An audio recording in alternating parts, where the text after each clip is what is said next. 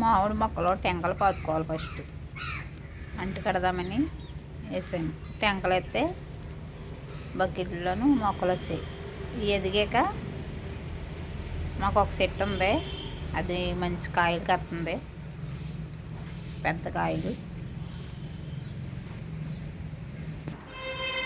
ఆ చెట్టు కాయలు పెద్ద పెద్ద సైజు కాయలు.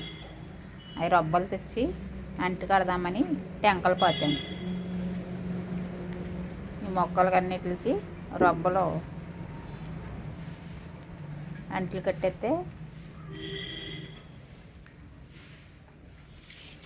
మొక్కలు వచ్చేస్తాయి.